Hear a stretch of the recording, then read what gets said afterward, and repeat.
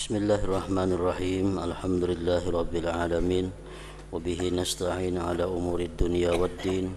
Asyhadu an la ilaha illallah wahdahu la syarikalah wa asyhadu anna sayyidana Muhammadan abduhu wa rasuluh.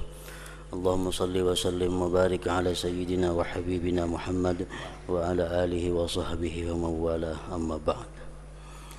Qala al-imam hujjatul islam Abu Hamid Muhammad bin Muhammad al-Ghazali rahimahullah wa nafa'ana bi'ulumih. Al-babu tsalis fi bayanil adli wa ijtinabi zulmi fil muamalah. I'lam anna al-muamalata qad tajri ala wajhin yahkumul mufti bi sihhatiha wa in'iqadiha, walakinnaha tashtamilu ala zulmin yata'arradu bihil mu'amilu li sakhatillahi ta'ala, idh laysa kullu nahyin yaqtadi fasadal aqdi, wa hadha zulmu ya'ni bihi mastadarra bihil ghair, wa huwa munqasimun ila ma ya'ummu dararuhu wa ila ma yakhussul mu'amil. Al-qismul awwal bima ya'ummu dararuhu wa huwa anwa'. An-naw'ul awwal al-ihtikar, fabai'ut ta'am yaddakhiru at-ta'ama yantaziru bihi ghala al-as'ar wa huwa zulmun 'am wa sahibuhu mazmumun bisyar'i. Qala Rasulullah sallallahu alaihi wasallam, man ihtakara at-ta'ama 40 yawman summa tasaddaqa bihi lam takun sadaqatuhu kaffaratan lihtikari. Wa rawa Ibnu Umar radhiyallahu anhu sallallahu alaihi wasallam annahu qala, man ihtakara at-ta'am 40 yawman faqad bari'a min Allah wa bari'a Allahu minhu, wa qila fa ka'annama qatala an-nas jami'a. Wa an Ali radhiyallahu anhu, man ihtakara at-ta'am 40 yawman qasa qalbu, wa anhu aidan annahu ahraqa ta'ama muhtakirin bin nar. Waruwiya fi fadli tarkil ihtikar anhu sallallahu alaihi wasallam, man jalaba ta'aman faba'ahu bi si'ri yaumih faka'annama tasaddaqa bih, wa fi labzin akhar faka'annama a'taqa raqabah. Wa qila fi qawlihi ta'ala, may yurid bihi bi ilhadin bi dhulmin nudhikhu min azabin alim, annal ihtikar minaz zulmi wa dakhilun tahtahu bil wa'id. Makna kalam al-imam al-Ghazali rahimahullah wa nafa'ana bi'ulumih, bab mengenai penjelasan keadilan dan menjauhi kezaliman dalam amalah, dalam berjual beli, dalam siwa bersiwa, dalam sanda bersanda, dalam berserikat dan lainnya.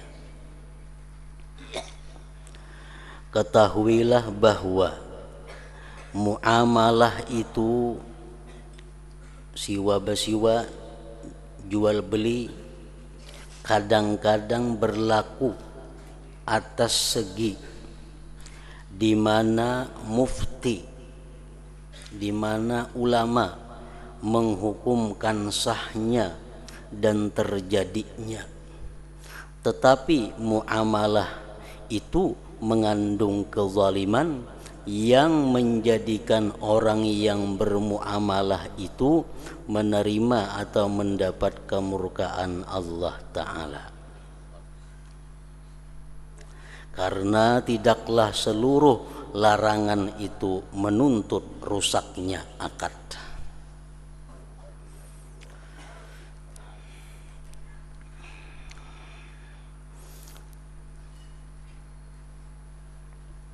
Dimaksudkan dengan kezaliman itu adalah sesuatu yang menjadikan mudarat kepada orang lain.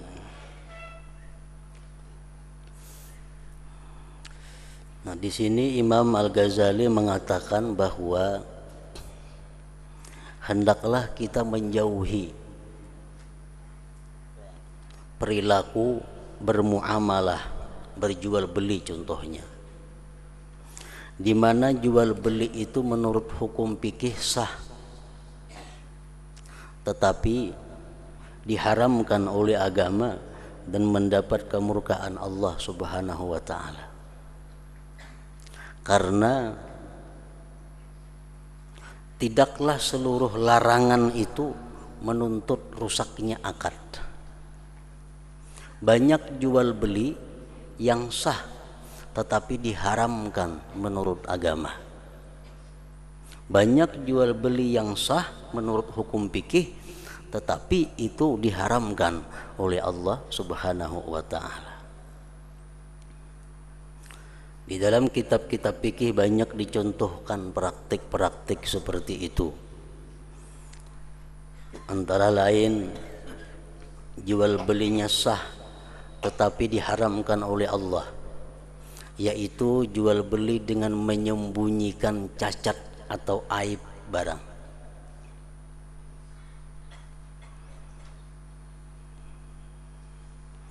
Sepeda umpamanya, sepeda itu bekas patah,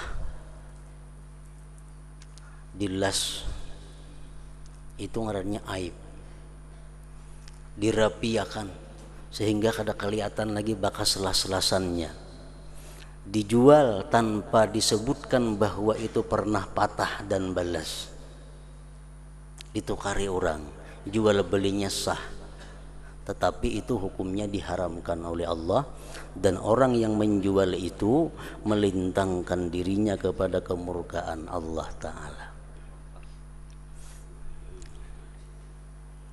Contoh yang lain lagi, yang jual belinya sah namun dilarang, namun diharamkan, talaqqir rukban. Dalam istilahnya fikih, talaqqir rukban. Talaqqir rukban ini adalah seseorang mengetahui, kita ambil contoh harga buah, dia mengetahui bahwa harga buah di kota naik daripada harga biasa. Orang-orang kampung kada tahu harga buah naik di kota. Nah, lalu dia pagi-pagi hari menunggu di batas kota. Kalau ada orang kampung bawa buah hendak ke kota, nah, disambang.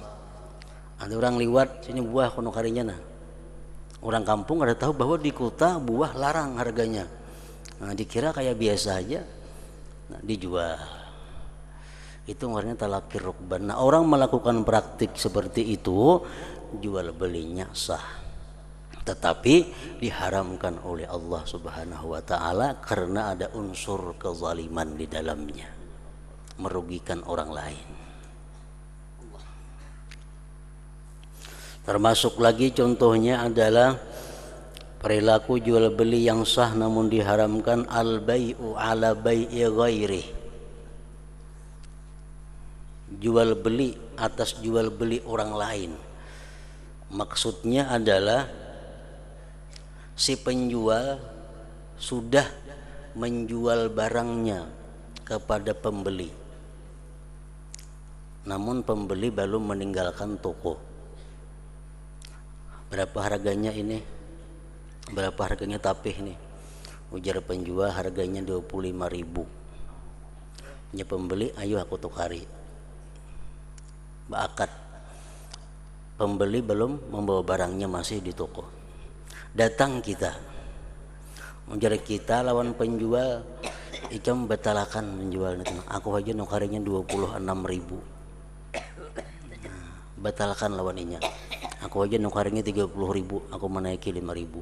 Nah, perilaku kita seperti itu diharamkan. Walaupun andai kata inya mau, sah aja jual belinya.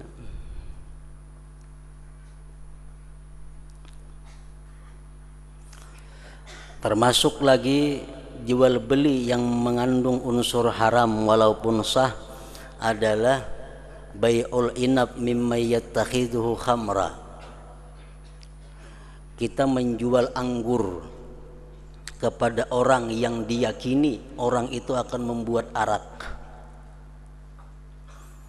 Berarti kita memberikan ini satu fasilitas untuk berbuat maksiat. Kita pedagang emas, ada laki-laki hendak nukar emas, sedangkan menurut keyakinan kita laki-laki ini akan memakai emas yang dibelinya daripada kita juali sah, tetapi kita melintangkan diri kepada murka Allah karena kita membantu dia berbuat kemaksiatan. Nah, barang apapun, benda apapun yang kita jual kepada orang yang menurut sangka kuat kita orang itu menggunakannya kepada maksiat, berarti kita melakukan hal yang dilarang oleh Allah, walaupun jual belinya sah.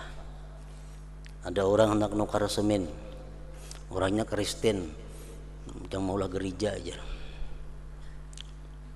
kita juali, nah berarti kita adalah memberikan jalan kepada orang untuk menyekutukan Allah Subhanahu wa taala. Jual belinya sah, namun itu mengandung haram di dalamnya.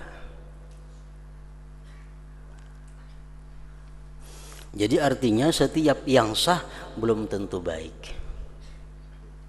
Belum tentu baik.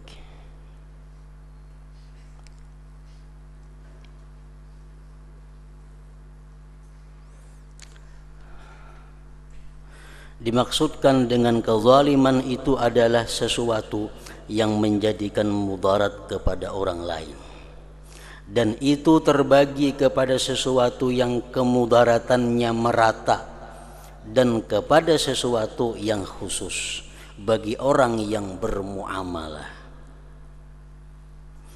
Bagian pertama mengenai sesuatu yang kemudaratannya merata, dan itu beberapa macam, yaitu macam pertama al-ihtikar, penimbunan, menyatuk barang.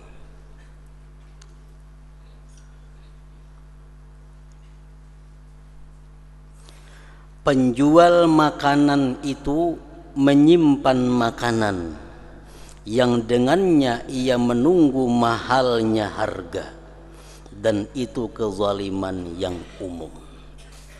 Artinya menyakiti orang banyak. Ini musim ngalih baras, orang sulit mencari baras, kita banyak isi baras, kada kita jual dulu sampai kena melambung harga baras tinggi. Nah ini ihtikar, ini kezaliman yang umum, pelakunya itu tercela menurut syariat. Dan hadis Rasulullah menyatakan orang yang berusaha macam itu pasti bangkrut usahanya.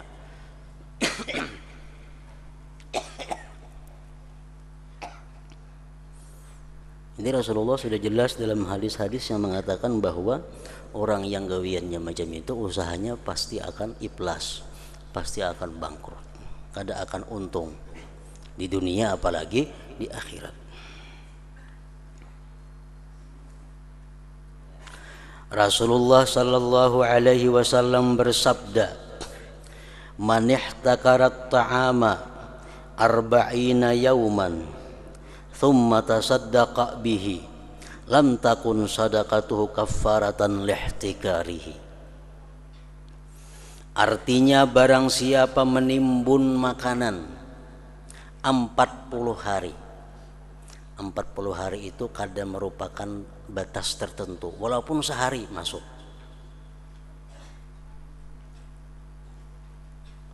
Kemudian mensedekahkannya, maka sedekahnya itu tidak menghapus sebagai dosa penimbunannya itu. Sedekahnya itu kadang mampu menebus dosa penimbunan itu. Jadi artinya karena ditimbunnya barang orang sudah sakit mencari barang, ditimbunnya, dijualnya dengan harga yang mahal, hujungannya banyak, disedekahkannya kada setimpal lawan dosanya, masih ganal dosanya.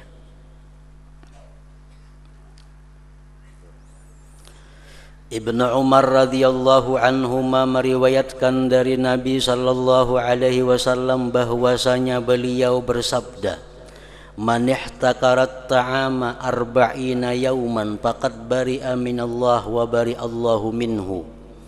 Artinya barang siapa menimbun makanan selama 40 hari.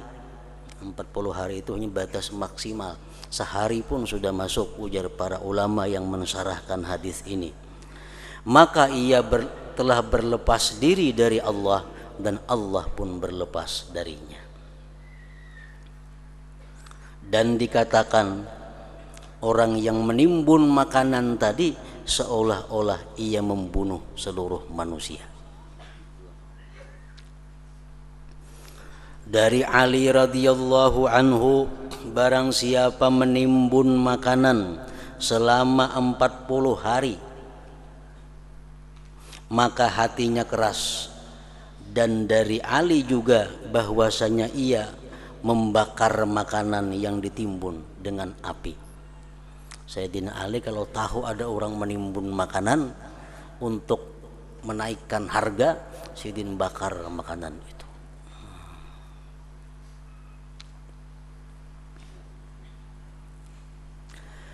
Dan diriwayatkan mengenai keutamaan meninggalkan penimbunan dari Nabi sallallahu alaihi wasallam, man jalaba ta'aman faba'ahu bi si'ri yaumihi faka'annama tasaddaqa bihi wa bilafzin akhar faka'annama a'taqa raqabah. Artinya barang siapa yang mendatangkan makanan lalu ia menjualnya dengan harga harinya, maka seolah-olah ia bersedekah dengannya. Dan pada lafaz yang lain, maka seolah-olah ia memerdekakan seorang budak. Makanan datang dari Banjar, nukar datang makanan, langsung isuk dijualnya dengan harga hari itu juga. Kadang menunggu mahalnya, kadang menunggu larangnya, hari itu langsung dijualnya. Nah, dijual tapi pahalanya seolah-olah itu dapat pahala sedekah. Dan pada lafaz yang lain, maka seolah-olah ia memerdekakan seorang budak. Hadis lain dalam beberapa kitab disebutkan, ma min jalibin yajlibu ta'aman ila baladin min buldanil muslimin fayabi'uhu bi si'ri yaumihi illa kanat manzilatuhu manzilatas syahid. Barang siapa yang membawa makanan ke negeri orang muslimin, dia jual dengan harga hari itu juga. Kada salang ditimbun, kada salang ditumpuk, kada salang menunggu larang, melainkan adalah derajatnya orang itu di sisi Allah sebagaimana derajatnya orang yang mati syahid.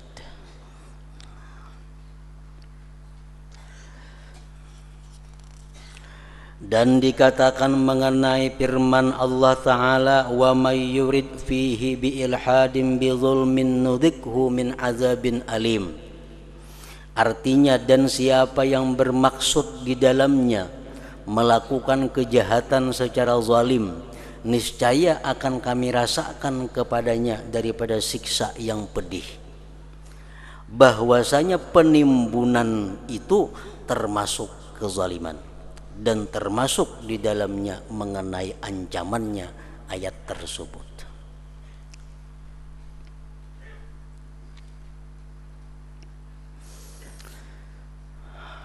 Dari sebahagian salaf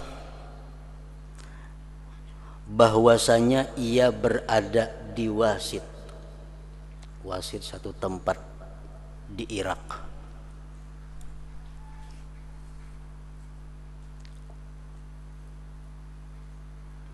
Lalu ia menyiapkan seperahu gandum ke Basrah.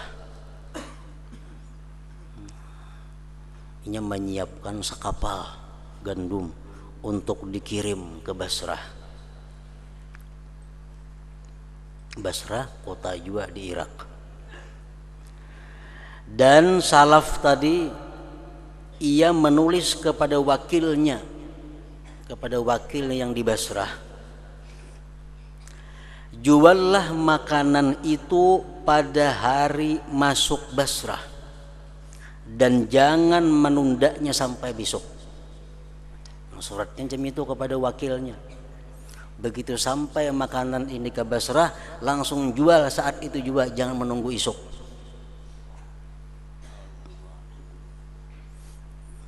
Ringkas kata, dikirim saparahu makanan gandum tadi sampai ke Basrah, diterima oleh wakilnya.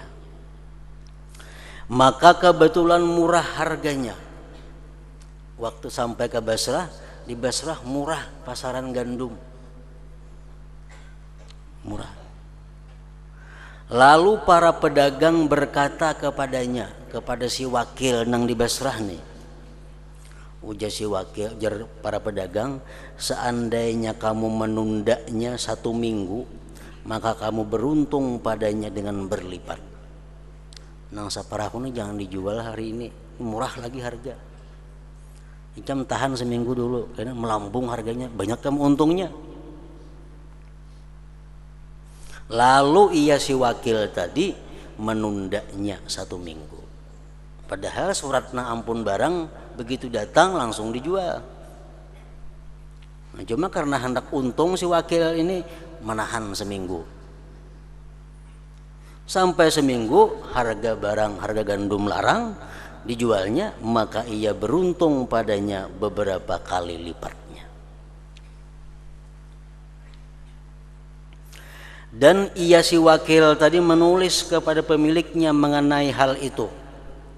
Kirim surat lawan ampunnya, gandum pian kada ulun jual hari itu datang, ulun tahan seminggu supaya banyak untungnya.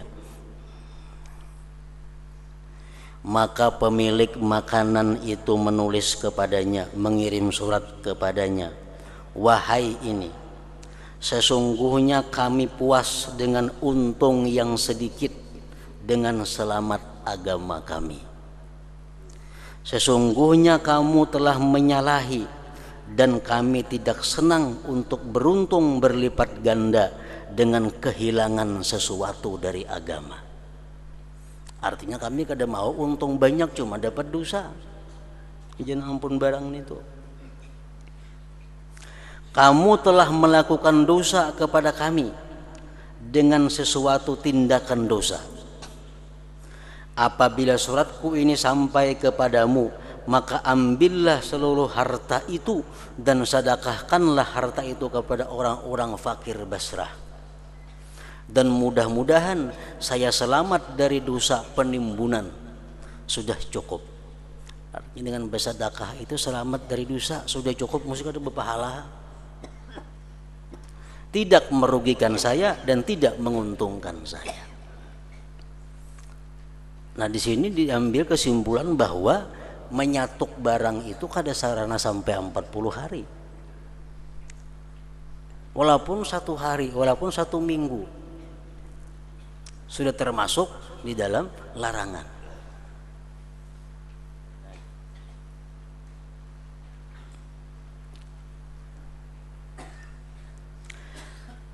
Ketahuilah bahwa larangan itu mutlak. Dan pandangan dengan itu berkaitan dengan waktu dan jenis. Kada boleh menyatuk barang. Barang apa nang kada boleh disatuk itu. Dan apabila waktunya kita kada boleh menyatuk barang itu. Nah, ini yang jadi masalah. Apakah hanya makanan yang kada boleh disatuk, atau waktunya apabila aja kada boleh disatuk? Nah, itu yang jadi pembahasan oleh para ulama.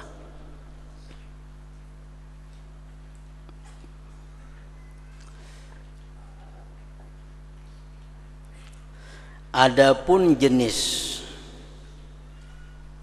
maka datanglah larangan menyatuk barang itu mengenai jenis-jenis makanan pokok nang kada boleh disatuk itu. Nang kada boleh disatuk itu makanan pokok. Adapun sesuatu yang bukan makanan pokok dan tidak membantu makanan pokok, seperti ubat-ubatan, tumbuh-tumbuhan, za'faran dan lain-lainnya, maka larangan itu tidak sampai kepadanya meskipun itu dimakan. Menyatuk limau umpamanya, ini limau lagi banyak, harus dijual dulu, satuk dulu, sudah mulai menipis hanya gini diungkai. Nah, larangan kada sampai ke limau itu. Kenapa? Karena limau itu bukan termasuk makanan pokok. Siapa yang makan limau makanan pokok? Tiwadak, durian lagi banyak di pasar, kada usah dijual dulu. Sudah di pasar habisan, hanya dikeluarkan pun seorang supaya larang harganya. Nah, ini kada jadi masalah, kada termasuk di dalam larangan penimbunan. Ini menurut mazhab kita Imam Syafi'i. Kalau menurut mazhab Imam Malik rahimahullah, menimbun barang, menyatuk barang itu hukumnya adalah haram. Barang apapun, baik makanan atau yang bukan makanan. Nah, orang-orang yang apik di dalam agamanya, mereka selalu mencari yang lebih selamat. Mencari yang lebih selamat. Imam Malik berpendapat bahwa menyatuk apapun untuk meninggikan harga itu dilarang, haram. Dan Imam Malik pun berdalil dengan hadis Rasulullah yang menyatakan, man ihtakara hakratan yuridu ayyughliya biha 'alal muslimin fahuwa khati wa qad bari'at minhu zimmatullah wa rasulih. Ujar Nabi kita, siapa menyatuk akan sesuatu umum, mengapakah dia ingin agar melarangkan harganya atas kaum muslimin, maka itu orang khati, orang itu salah, dan berlepas daripadanya tanggungan jaminan dari Allah dan Rasulnya. Nah, Imam Malik berpendapat dengan hadis ini bahwa beliau menyatakan seluruh barang baik makanan atau yang bukan makanan bila disatuk hukumnya adalah haram. Imam Syafi'i lain lagi pendapat, nang haram menyatuk itu adalah makanan pokok dan makanan-makanan yang membantu makanan pokok. Hadis Nabi mengatakan tadi apa? Man ihtakarat ta'am, siapa yang menyatuk makanan. Nah, berarti kalau kada makanan kada apa-apa. Itu pendapat Imam Syafi'i.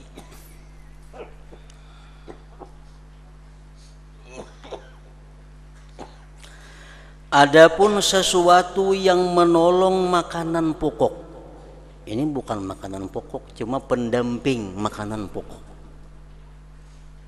seperti daging,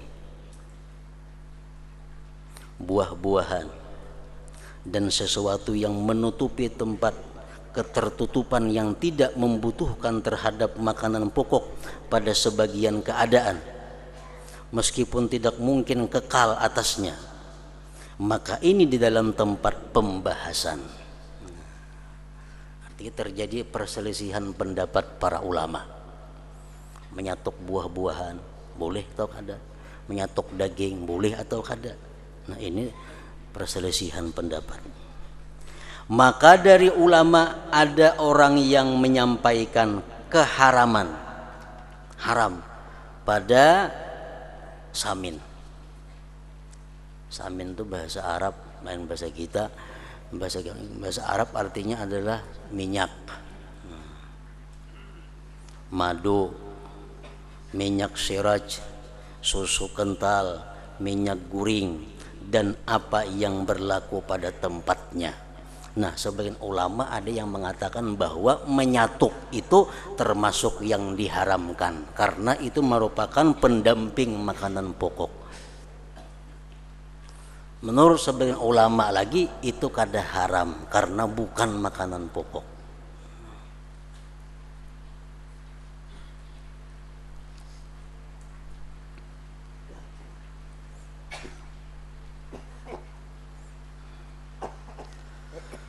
Adapun waktu, nah, apabila waktunya nang kita kada boleh menyatuk itu. Apabila waktu yang boleh menyatuk itu, maka mungkin juga datang larangan di segala waktu. Ada yang menyatakan larangan menyatuk itu di segala waktu, baik waktu barang masih murah atau barang sudah mulai naik, pokoknya bila menyatuk itu kada boleh.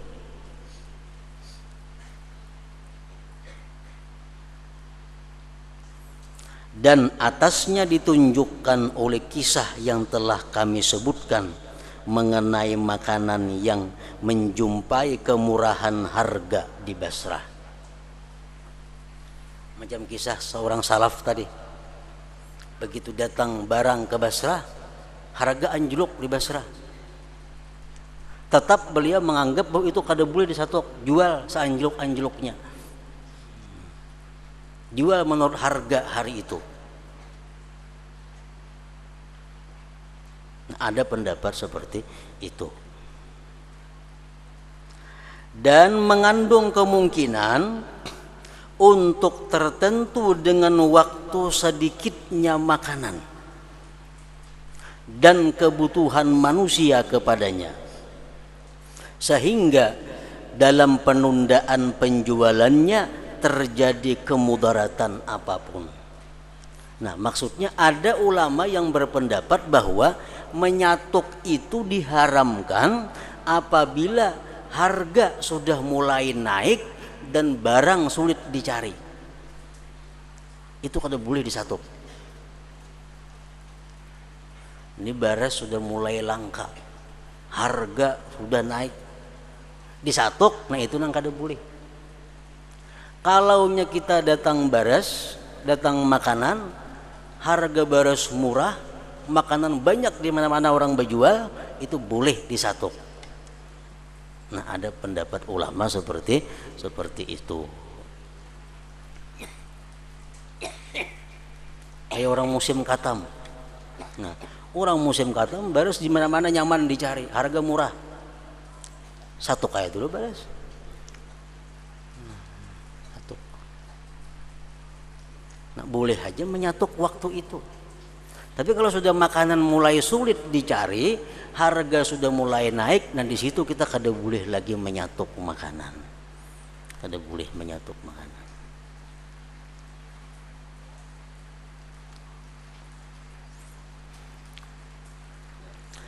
Apabila makanan-makanan itu luas dan banyak dan orang-orang tidak memerlukannya dan mereka tidak ingin kepadanya kecuali dengan harga yang sedikit, maka pemilik makanan menunggu hal itu dan ia tidak menunggu kelaparan, maka hal ini tidak mengandung kemudaratan.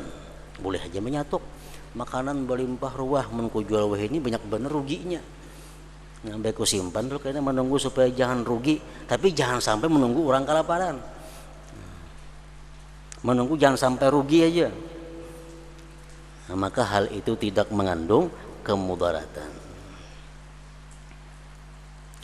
Apabila masa itu masa kelaparan, masa peciklik, maka di dalam menyimpan madu, minyak samin, minyak wijin dan sebagainya mengandung kemudaratan, maka sayogianya untuk diputuskan keharamannya, haram menimbunnya. Nah, kalau sudah masa-masa peciklik, masa di mana harga semua barang pokok larang, jangankan menimbun makanan, menimbun sesuatu yang mendampingi makanan pun hukumnya haram. Minyak lala, minyak gas. Ya Allah, minyak gas itu membantu yun. Makanan pokok nggak ada minyak gas, saya menyalahi api.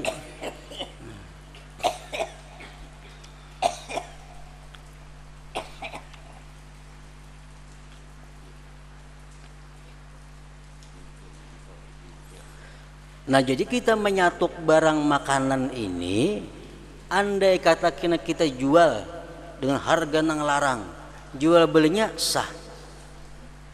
Jual belinya sah. tetapi di dalamnya ada unsur menzalimi orang, lalu haram dan mendatangkan murka Allah Subhanahu wa taala.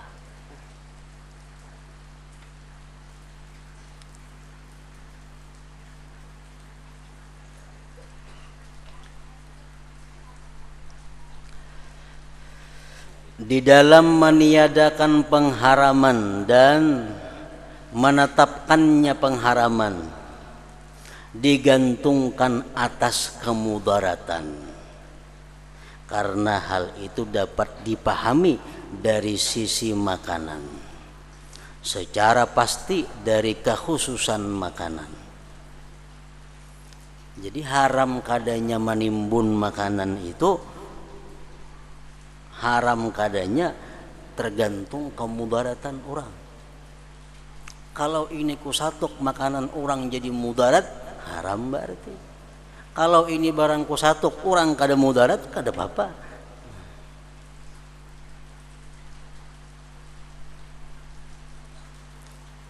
Dan apabila tidak ada mudarat, maka menimbun makanan pokok itu tidak sunyi daripada kemakruhan. Menimbun makanan pokok tuh, walaupun orang kada sedang kelaparan, kada haram, tapi kada lepas daripada kemakruhan. Kenapa kada lepas daripada kemakruhan? Karena ia menunggu dasar-dasar kemudaratan, yaitu tingginya harga. Jadi makruh hukumnya. Ini makanan banyak, harga masih murah, disatuk makanan supaya kena orang habisan, supaya tinggi harga. Bujur kada haram, cuma makruh. Kenapa? Karena menunggu orang kesengsaraan, menunggu orang kemudaratan. Menunggu dasar-dasar kemudaratan itu dilarang, seperti menunggu kemudaratan itu sendiri, namun di bawah daripadanya. Menunggu kemudaratan itu sendiri juga di bawah membuat kemudaratan. Kalau sudah orang paciklik, harga sudah naik, kita satok, itu ngarannya kita memudaratkan orang. Jelas sudah haram. Kalau barang masih banyak di pasaran, harga masih murah, kita satok, orang kada mudarat, cuma kita menunggu kemudaratan orang. Nah, itu makruh.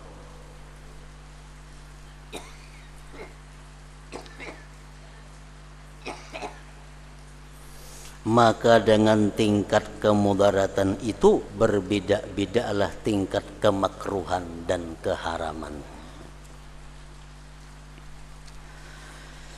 Dan secara jumlah perdagangan pada makanan pokok itu termasuk sesuatu yang tidak disunnatkan, tidak dianjurkan. Artinya kalau kita hendak berusaha, kalau kita hendak berdagang, jangan berdagang bahan makanan pokok. Kenapa? Itu kada dianjurkan, kada disunnatkan. Perdagangan pada makanan pokok itu termasuk sesuatu yang tidak disunnatkan. Kenapa? Karena berdagang itu mencari laba. Tujuan dagang mencari untung.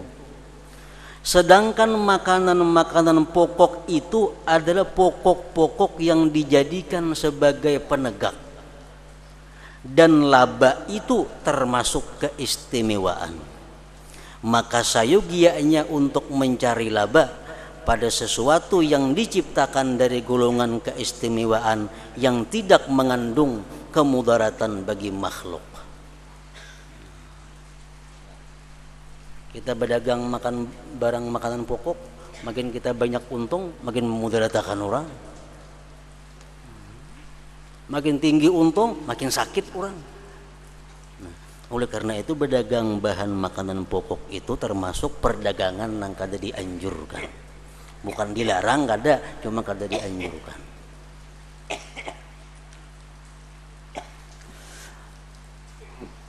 Oleh karena itu sebagian tabi'in berwasiat kepada seorang laki-laki sambil berkata, janganlah kamu serahkan kepada anakmu mengenai 2 penjualan dan 2 pekerjaan. Artinya aku bapasan hikam padahi anak buah hikam, amun hendak berdagang jangan nang berdagang 2 macam ini. Amun hendak bagawi jangan hendak bekerja nang 2 macam. Jadi ada 2 macam gawian nang kada baik, bukan kada baik, kurang baik artinya, dan ada dagangan nang kurang baik. Ujar orang tabi'in berwasiat kepada seorang laki-laki sambil berkata, janganlah kamu serahkan kepada anakmu mengenai 2 penjualan dan 2 pekerjaan, yaitu menjual makanan dan menjual kain-kain kapan.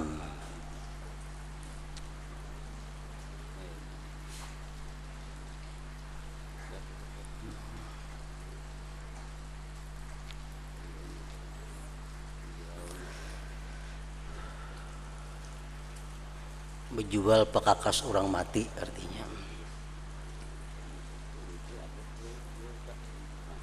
Karena hal itu mencita-citakan kemahalan. Orang berdagang pastinya banyak untung. Sedangkan makanan pokok itu adalah tunggak kehidupan. Makin kita banyak untung, makin sengsara manusia. Orang berjual kapan kenapa kada baik? Kenapa dianggap di sini jangan berjual kain kapan, gawian? Karena mencita-citakan kematian orang-orang.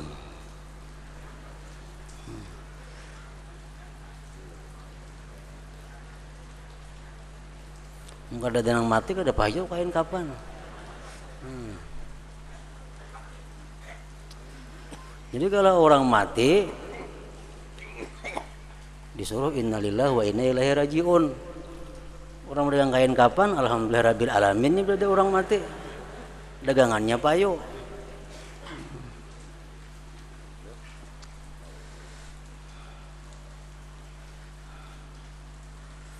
Nah, jadi mun hendak berusaha berdagang, amun kau menghindari jangan berjual bahan makanan pokok, baras contohnya, dan jangan hendak berjual pakakas untuk orang mati.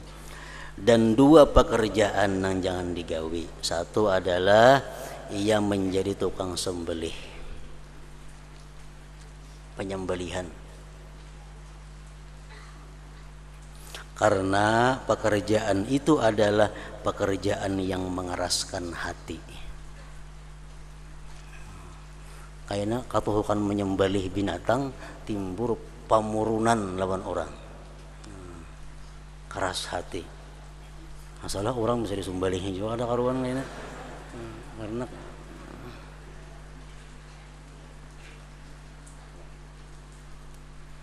yang kedua, pekerjaan yang jangan digawi atau tukang sapu. Tukang sapu utas, tukang sapu galang. Karena ia menghiasi dunia dengan emas dan perak. Gitu.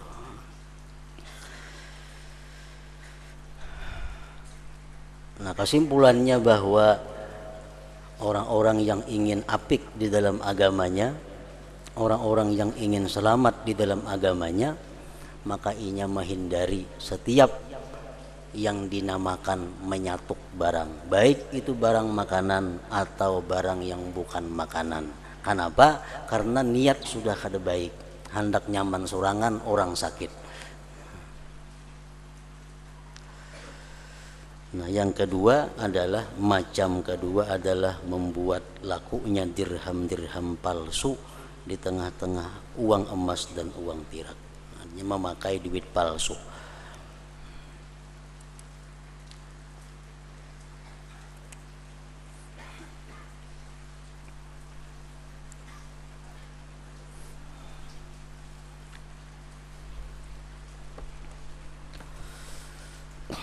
Afdalul dzikri fa'lam annahu la ilaha illallah Muhammadur